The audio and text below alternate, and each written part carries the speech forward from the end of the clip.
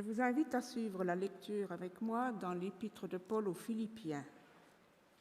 Premier chapitre, les versets 3 à 6. Je rends grâce à mon Dieu toutes les fois que je me souviens de vous.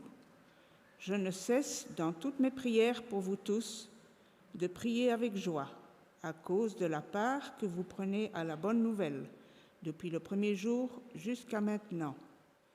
Je suis persuadée que celui qui a commencé en vous une bonne œuvre en poursuivra l'achèvement jusqu'au jour de Jésus-Christ. Et ensuite, toujours dans Philippiens chapitre 4, versets 10 à 13. Je me suis grandement réjouie dans le Seigneur de voir enfin refleurir votre intérêt pour moi. Cet intérêt, vous l'aviez bien, mais l'occasion vous manquait. Je ne dis pas cela en raison d'un manque. Moi, en effet, j'ai appris à me contenter de l'état où je me trouve. Je sais vivre humblement comme je sais vivre dans l'abondance. En tout et partout, j'ai appris à être rassasié et à avoir faim, à être dans l'abondance et à être dans le manque. Je peux tout en celui qui me rend puissant. Amen.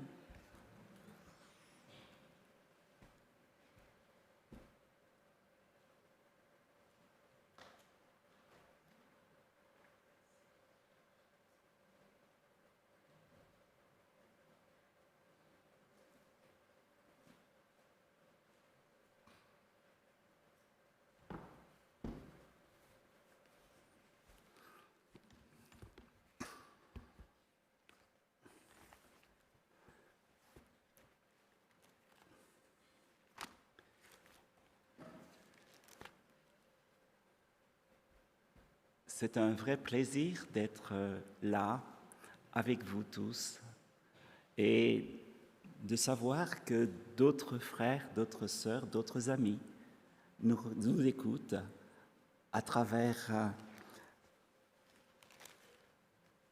l'Internet. À tous, je vous souhaite un bon moment dans le Seigneur, dans l'écoute de sa parole.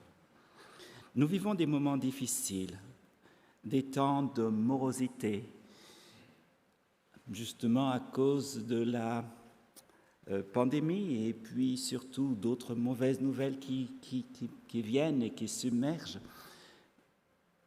Et c'est vrai qu'il y a certains qui manipulent nos peurs avec du complotisme, focalisés qu'on est sur la crise ou les crises, les difficultés, les problèmes.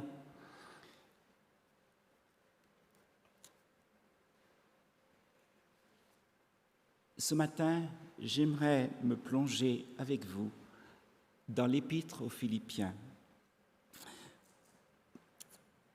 pour faire une petite incursion rapide, c'est vrai, dans cette épître et voir ce que Paul peut nous apprendre.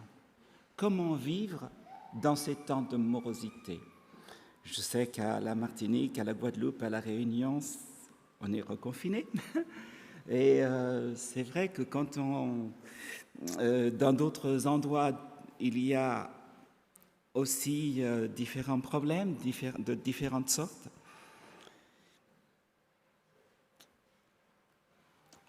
Mais que peut nous apporter cette belle épître où Paul parle de son cœur avec émotion?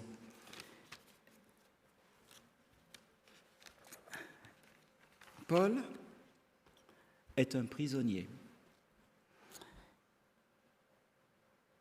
Il écrit cette épître, et c'est bien de le rappeler, dans un contexte un peu difficile. Cette épître s'appelle une épître de captivité, c'est l'épître de la joie, c'est vrai, je reviendrai dessus. Épître de la captivité, il en a écrit 5 parmi les 14 que traditionnellement on lui impute. Éphésiens, les 5 sont Éphésiens, Philippiens, Colossiens, 2 Timothée et l'épître à Philémon. il écrit à l'église qui se trouve à Philippe. Philippe est le premier endroit visité en Europe par Paul, d'après les Actes. C'est le premier endroit qui va connaître cet évangile. Suite à la vision que Paul a, dans Actes 16, verset 9, passe en Macédoine. La première convertie, c'est Lydie. Mais je m'arrête là pour parler et revenir à notre épître. Avec ces personnes, ces croyants, Paul a établi un lien très particulier. Comme avec tous les autres d'ailleurs, il aime tous ses frères. Mais ceux de Philippiens lui sont très chers et ceci le lui montre bien puisqu'ils lui ont envoyé des dons. Et la troisième fois, c'est Épaphrodite qui va lui-même apporter un don financier, un soutien financier à Paul. Paul n'est pas celui qui demande de l'aider. Si vous savez, si vous lisez les Écritures, lisez 1 Corinthiens 9, lisez d'autres épîtres, vous allez voir que Paul est quelqu'un qui aime son indépendance. Et il aime vivre et se dépendre seulement de Dieu. Voyons ce qu'il leur dit. Il commence en disant « Grâce et paix à vous de la part de Dieu, notre Père, et du Seigneur Jésus-Christ. » Il commence toutes ses épîtres par cette expression « charis », grâce, vous soit de la part de Dieu. En hébreu, on dit « shalom », paix, et en grec, on dit « kairé », réjouis-toi, ou « kairete », réjouissez-vous. C'est ainsi qu'on salue en grec. Et lui a choisi de dire, au lieu de se réjouir, il dit grâce. C'est important parce que charis est lié au mot kara qui signifie la joie. Kairo, c'est le degré plein de la même racine. C'est la même racine que kara, charis.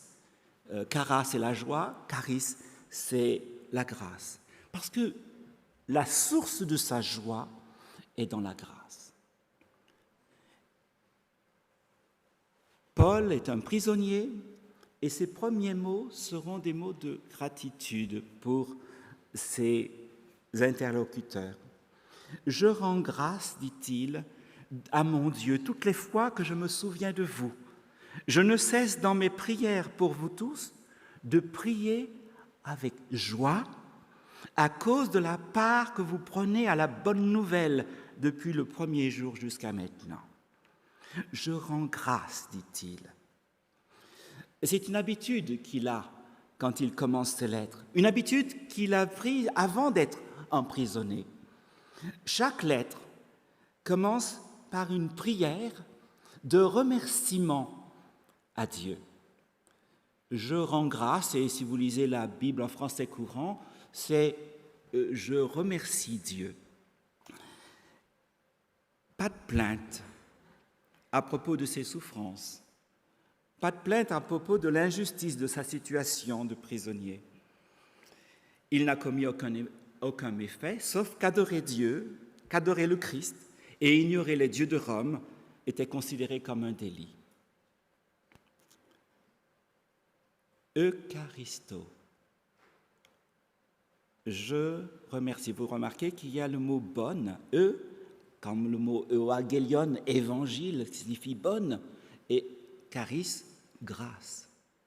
Il considère l'autre, son frère, sa sœur en Christ, comme une grâce. Pensez aux autres comme un cadeau que Dieu lui fait. Et j'aimerais vous considérer tous ici, vous dire que je vous considère tous ici comme des cadeaux que Dieu m'a fait à travers vous.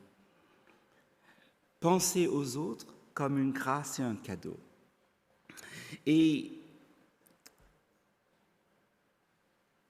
il va dire un peu plus loin dans ce texte, « Je suis persuadé que celui qui a commencé en vous... » Pardon, c'est au verset au verset 7, il dit que vous avez tous part à la même grâce que moi. Dans le grec, il est dit littéralement qu'ils sont coparticipants de la grâce. Ils sont ses compagnons de grâce, pour reprendre la traduction que fait Karl Barth dans son commentaire de l'épître aux Philippiens. Compagnons de grâce. Je retraduis son texte puisqu'il l'a dit en allemand. Compagnons de grâce, vous avez tous part à la même grâce que moi. Vous voyez, sa gratitude envers les autres, qui sont aussi, comme lui, objets de la sollicitude et de la grâce divine. D'où son merci à Dieu. Parce que Dieu œuvre dans le cœur de nos frères et sœurs, parce qu'ils sont compagnons de grâce. Paul sait que lui-même est l'objet de la grâce. Plus loin, dans le chapitre 3, à partir du verset 12, il dira,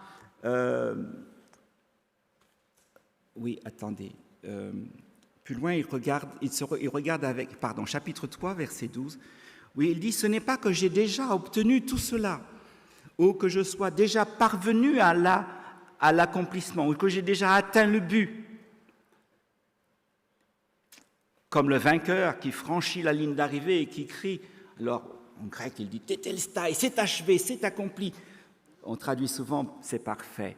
La Tob dit non pas que je sois parvenu à l'accomplissement, c'est la NBS, mais la Tob dit non pas que je sois devenu parfait. Pas encore parfait? Oui, dit-il, je m'élance pour saisir le but, pour saisir le prix, parce que j'ai été saisi par Christ. Comme lui, la communauté de Philippe a besoin de la grâce de Dieu. Ils ne sont pas encore parfaits. Ils ont besoin de son intercession. Ils ont besoin de ses prières. Et le mot pour prière qu'il emploie, c'est le mot deisis qui signifie besoin. Il va présenter à Dieu les besoins des autres. Parce que c'est un autre mot qu'on emploie habituellement en grec pour dire prière. Mais il choisit ce mot-là, de parler des prières. Ces prières qu'il présente à Dieu, c'est le besoin des autres qui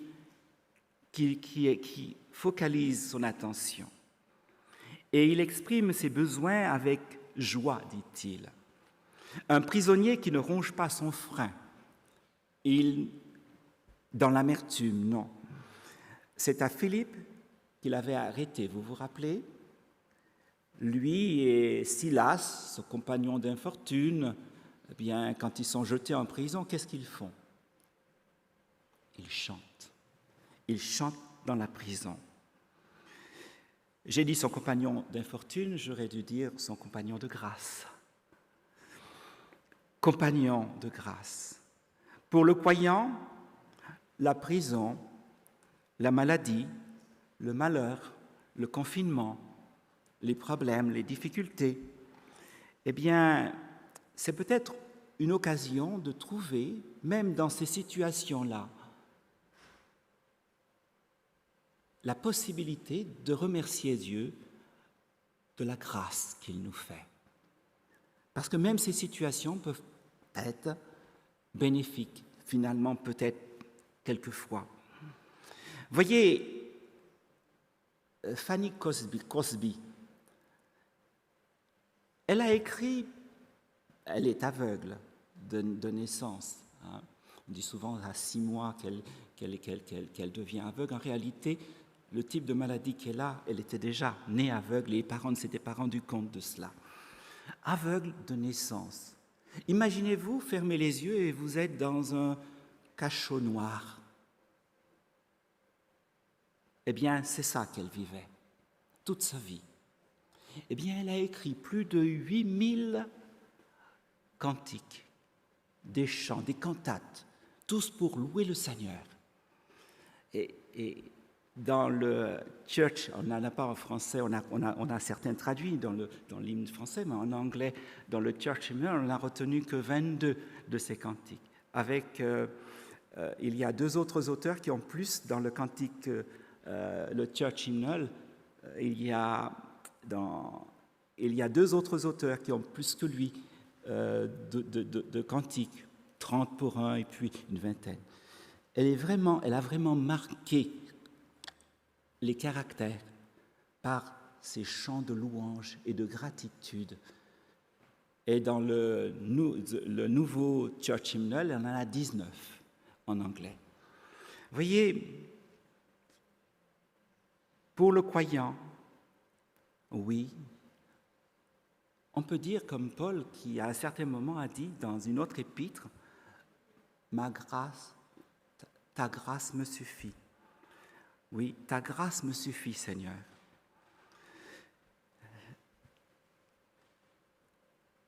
Il dit, je prie avec joie. Paul était dans les chaînes. Quelle était la source de sa joie? Il était persuadé que celui qui a commencé dans ses frères cette bonne œuvre l'amènera à l'achèvement jusqu'au jour du Christ. Alors déjà, il est focalisé sur un espoir, le retour du Christ. Souvent, nous restons focalisés sur la crise, les difficultés, au lieu de nous focaliser sur le Christ et l'avenir qu'il nous propose. Alors c'est vrai que le présent peut être comme dans un passage dans un tunnel où tout est noir, mais nous avons la prophétie qui nous donne une vision plus éclairée, plus éclairante. Cette grâce qui est à l'œuvre pour nous rend de plus en plus perfectible, c'est l'œuvre de Dieu.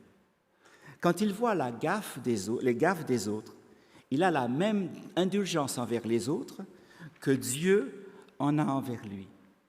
Dieu est leur sauveur. Dieu œuvre dans leur cœur. Dieu les transformera. Dieu perfectionne. La perfection est une grâce accordée, non une œuvre acquise à la force de mes poignets, de ma sanctification, de mon comportement. C'est une œuvre que Dieu opère en nous, pour nous.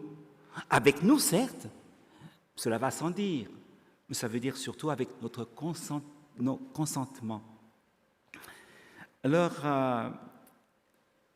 ça ne veut pas forcément dire que l'Évangile ou la grâce qui est offerte dans l'Évangile est une grâce bon marché.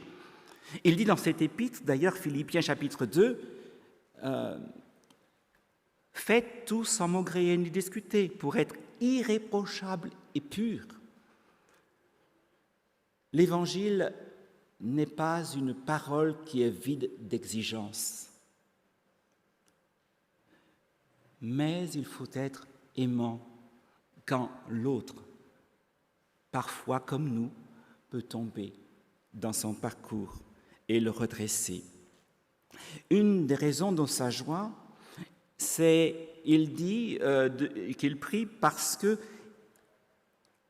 il y a la communion de ses frères. Il voit leur amitié, leur fraternité.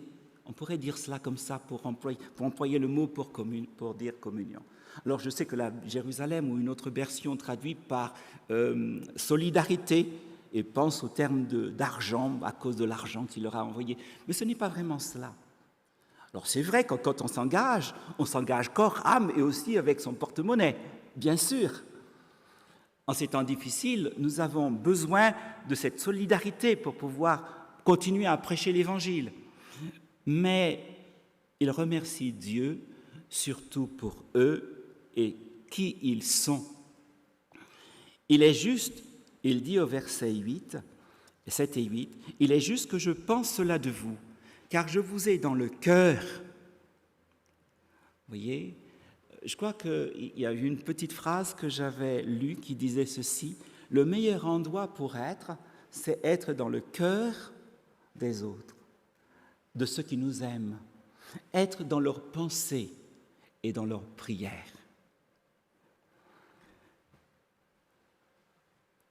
Il dit, vous êtes mes compagnons de grâce. Aussi Dieu me témoigne que je vous chéris ardemment, et c'est dit littéralement avec les entrailles du Christ. Pourquoi les entrailles du Christ? Parce que Paul dit dans Galates, si je vis, ce n'est plus moi qui vis, c'est Christ qui vit en moi. Je ne peux pas vous aimer avec mon propre cœur, ce cœur de Paul. C'est un cœur de pierre, certainement vous, mais le cœur du Christ. Je ne peux pas vous aimer si je vous aime avec mes entrailles, là. Mais si ce n'est plus moi qui vis, ce sont les entrailles du Christ qui vont vibrer en moi et qui vont me permettre de vous aimer. Vous voyez, cette épître est considérée comme une épître pleine d'émotions, pleine de gratitude, de joie. Je vous porte de mon cœur.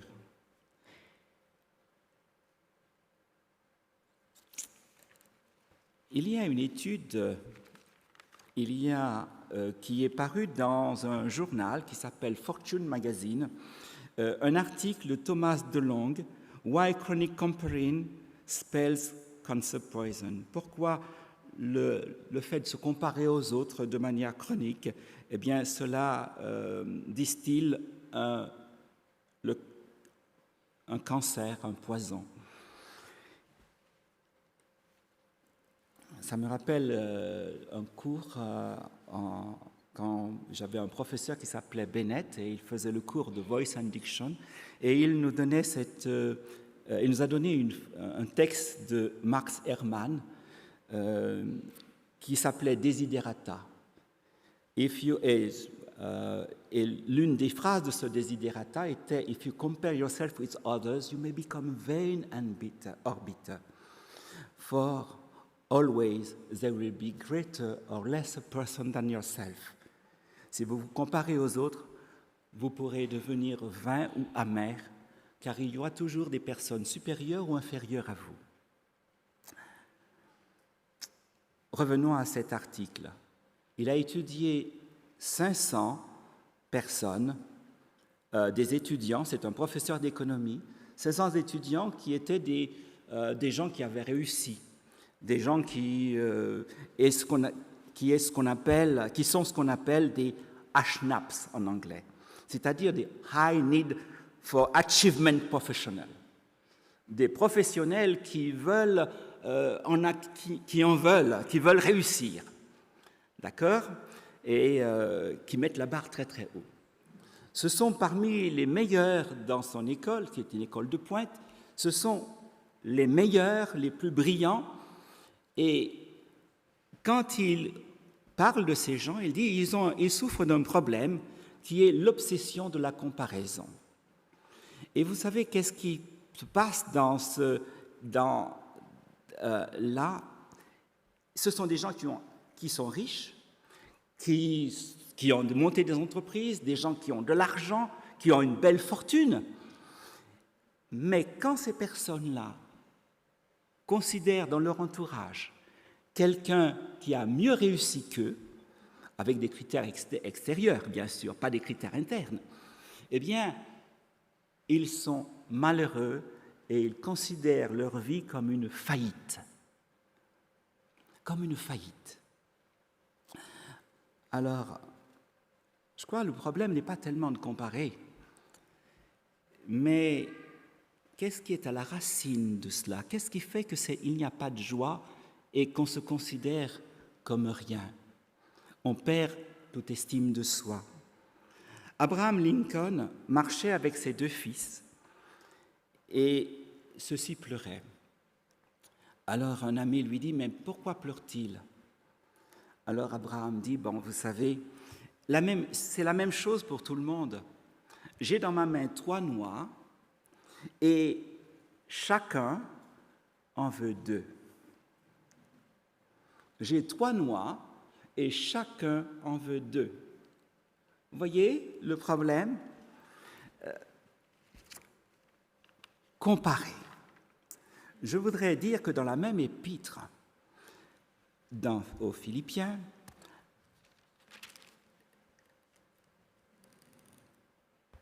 l'un des textes clés de cet épître se trouve dans chapitre 2, à partir on pourrait lire à partir du verset 1er, mais je vais commencer à lire simplement au verset 2, verset 2.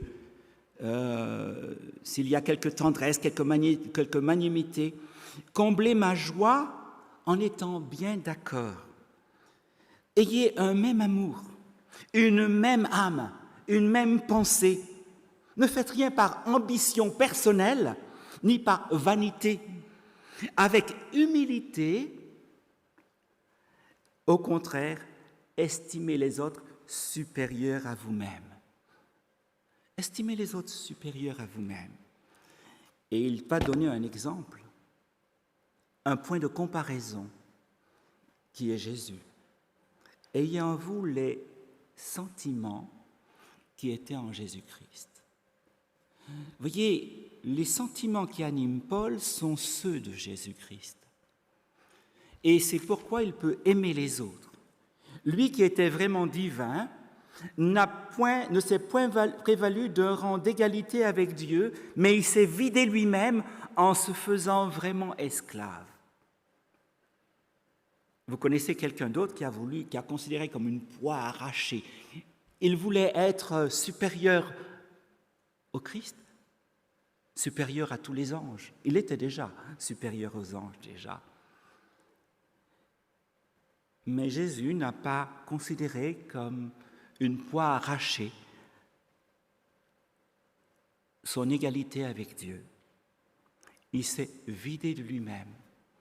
Lui qui est riche, il s'est fait pauvre afin que par sa pauvreté nous soyons enrichis.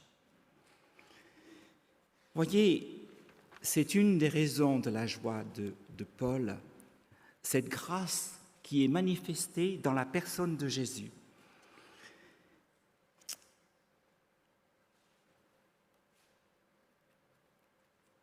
Vous vous rappelez Lincoln avec ses 2 enfants? Eh bien, l'une des raisons qui tue notre joie, et c'est peut-être la démarche que va dire Paul, et c'est le deuxième texte qui a été lu par Monique, que je remercie. Je me suis grandement réjoui, Philippiens 4, verset 10. Voici l'une des sources de sa joie. Dans le Seigneur, de vous voir enfin reflérir votre intérêt pour moi. Cet intérêt, vous l'aviez bien, mais l'occasion vous manquait. Je ne dis pas cela en raison d'un manque. Moi, en effet, j'ai appris à me contenter de l'état où je me trouve. Je sais vivre humblement comme je sais vivre dans l'abondance. En tout et partout, j'ai appris à être rassasié et à avoir faim, à être dans l'abondance et à être dans le manque. Je peux tout en celui qui me rend puissant. Souvent, nous déconnectons cette phrase « je peux tout par celui qui me rend puissant, qui me fortifie ». On le déconnecte du contexte. Et on oublie que c'est un prisonnier qui parle. Ce n'est pas un surhomme, ce n'est pas quelqu'un qui dit « je suis tout puissant et donc rien ne m'arrivera, aucun malheur ne me frappera ». Non. Le malheur peut frapper à la porte. On peut être en prison, on peut être dans la maladie, on peut être en difficulté. Mais je reviendrai sur cette phrase juste là. Juste ici. Voyez, Paul écrit cette lettre pour remercier ses amis de la solidarité, de l'argent qu'il leur a envoyé, du don qu'ils ont fait. Vous pouvez lire un peu, quand il dit « votre intérêt pour moi, c'est justement l'argent qu'il leur a envoyé ». Mais d'une certaine manière, il va leur dire, vous savez, ce don, il n'était pas nécessaire. Oh, il a commencé par dire que le véritable cadeau, c'est vous, c'est votre fraternité, c'est votre amitié. Et ensuite, il dit, il n'était pas nécessaire. Mais il ajoutera, je suis comblé par ce don. Verset 19, verset 17. Je suis comblé par ce don. Il s'est dit merci. Alors, je ne vous conseille pas de dire, comme Paul, simplement, si votre épouse vous fait un cadeau ou si quelqu'un vous fait un cadeau, non, ce n'est pas nécessaire. je n'en veux pas. Ce n'est pas cela. Ce n'est pas cela. Paul écrit pour remercier ses amis, donc, des dons qu'il leur a envoyés, des dons, mais particulièrement le dernier, par Épaphrodite. J'ai reçu ton don, je l'apprécie, dit-il à l'Église. J'ai reçu ton don, je l'apprécie. Il n'était pas nécessaire, c'est vrai. Il dit, je ne dis pas cela en raison d'un manque. J'ai appris à me contenter de ce que j'ai et de ce que je n'ai pas. Vous voyez, j'ai appris d'un côté, je sais vivre, j'ai appris, je peux. Alors je vais vous, rapidement, je ne vais pas rester longtemps avec vous sur cela, j'ai appris. Le verbe, c'est le verbe qui signifie être disciple. Apprendre comme un disciple apprend. C'est le verbe mantano qui a donné mathetes, qui signifie disciple. C'est-à-dire que ce qu'il vit, c'est une expérience qu'il a appris à travers la discipline. Quand je dis la discipline, le fait d'être au pied de Jésus. Il est disciple et il a un maître, il a un exemple. L'exemple que je vous ai donné dans Philippiens chapitre 2, c'est cela son exemple. C'est de Jésus qu'il a appris cela. J'ai appris et j'apprends toujours parce que c'est un parfait, c'est le passé, puis ça continue, c'est quelque chose qui continue toujours. Rappelez-vous ce que Jésus dit. Apprenez de moi, c'est la même expression. Apprenez de moi, car je suis doux et humble de cœur. Je reviens, je sais vivre, c'est un verbe, je sais, c'est un verbe qui est un modal, un verbe auxiliaire ici. Ce n'est pas je sais, avec votre intelligence, vous savez quelque chose, vous avez une notion. Ce n'est pas l'aspect notionnel qui est là, qui est employé. Je sais, ça veut dire, c'est comme en anglais, quand vous dites par exemple, d'ailleurs l'allemand traduit ich kann. The Zurcher Bible traduit ich kann, je peux. Et c'est cette expression-là, quand vous dites par exemple je sais nager, ce n'est pas un savoir dans votre tête là, c'est je peux nager, c'est une compétence que vous avez. I can swim, par exemple en anglais. Vous comprenez? Je sais vivre humblement et je sais vivre dans l'abondance. Il reprend « j'ai appris », mais là c'est un autre terme qu'il emploie. Il dit « j'ai été initié ». Ça rappelle l'Évangile qui est un mystère. Quand nous devenons disciples, nous entrons dans ce mystère de l'Évangile. Cet amour de Dieu qui se donne. Christ en nous, c'est aussi ce mystère, la gloire du Christ. Eh bien, il a appris parce que Christ est en lui. Et il continue à dire ceci, « Je peux tout par celui qui me fortifie. » Alors, vous voyez, là encore, quand il dit « je peux tout », on pourrait dire ce « je peux », il est tout seul là, il n'y a pas de verbe qui le suit. Eh bien, le tout, c'est le vivre humblement, vivre dans l'abondance. Le tout, c'est être rassasié et avoir faim. Alors oui, ce « peu » là, c'est aussi, comme je sais, un verbe auxiliaire. Je peux tout, oui, je sais, je peux vivre dans l'abondance, je peux vivre dans peu, dit-il. Vous voyez, j'ai appris à me contenter de ce que j'ai, à être dans l'abondance, être dans le manque, être rassasié et avoir faim. Paul avait compris que quand son âme est rassasiée, il n'a pas peur de la faim. Beaucoup d'entre nous ont un besoin de combler des manques ou un vide intérieur. Beaucoup d'entre nous, nous dépendons de ce que nous possédons pour combler une vacuité à l'intérieur. Besoin d'appartenance, d'être respecté, d'être adulé, d'être aimé, d'être admiré. besoin d'avoir du succès. Mais vous voyez,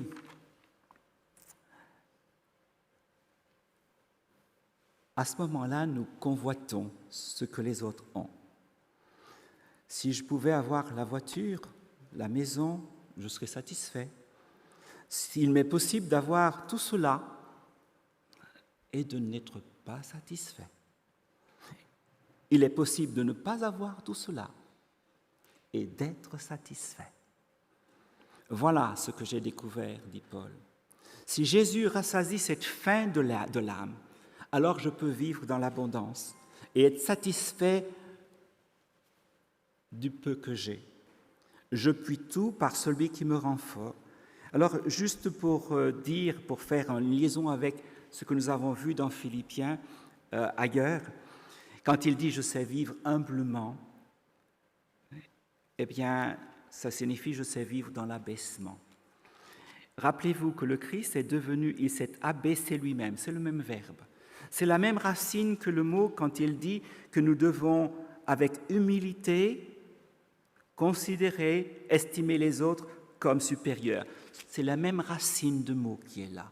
Ça veut dire vivre dans l'humilité, être humble, apprendre de Jésus qui est doux et humble de cœur. Philippiens, c'est l'humilité de la croix dans Philippiens 2, verset 8. Il s'est abaissé, il s'est humilié lui-même en devenant obéissant jusqu'à la mort sur la croix. Et quand il parle « je puis tout par celui qui me rend puissant », eh bien, ça nous rappelle une autre phrase qu'il dit. Il dit que pour lui, vivre, c'est le Christ. Et il continue en disant « il s'agit maintenant de le connaître, lui », chapitre 3, le verset 10, ainsi que la puissance de sa résurrection. Vous voyez, c'est cette puissance de la résurrection qui agit en nous. Encore ce qu'il dira dans Éphésiens.